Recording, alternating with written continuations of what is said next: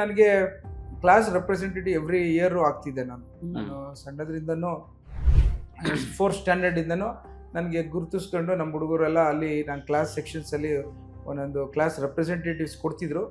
ಅದು ನಂತರ ನನಗೆ SLCಲೂ ಸಹ ಮತ್ತು PUCಲೂ ಸಹ ನಾನೊಬ್ಬ ರೆಪ್ರೆಸೆಂಟೇಟಿವ್ ಆಗಿ ಬರುವೆ. ಹುಡುಗರಿಗೆಲ್ಲ ರೆಪ್ರೆಸೆಂಟ್ ಮಾಡಿ ಎಲೆಕ್ಷನ್ಸಲ್ಲಿ ಗೆದ್ದಿದ್ದೆ ಆಗ ನಾನು PUCಲಿ.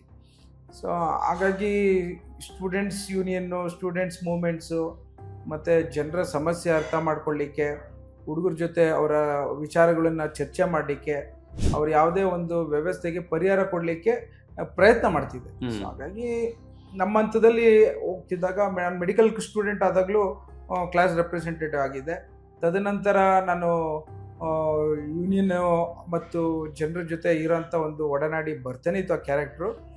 ಆದ ನಂತರ ಟೀಚರ್ ಆದಾಗಲೂ ನಾನು I use to represent our teacher community. So ಹಾಗಾಗಿ ನಾಯಕತ್ವದ ಗುಣ ಅನ್ನೋಕ್ಕಿಂತ ಜನರ ಜೊತೆ ಬೆರೆತು ಅವ್ರ ಜೊತೆ ಹಂಚ್ಕೊಳ್ಳೋ ಅಂಥ ಒಂದು ವ್ಯಕ್ತಿತ್ವ ಯಾವಾಗಲೂ ನನ್ನಲ್ಲಿ ಒಳಗೊಂಡಿತ್ತು. ಆ ಕಾರಣಕ್ಕೋಸ್ಕರ ನನ್ನ ಅನಿಸಿಕೆ ಎಲ್ಲೋ ಒಂದು ಕಡೆ ರಾಜಕೀಯದ ಬಂದ ನಂತರ ಅದು ಸ್ವಲ್ಪ ನನಗೆ ಆಶೆಯಾಗಿ ನಿಂತಿದೆ ಅಂತ ನಾನು ಭಾವಿಸ್ತೇನೆ.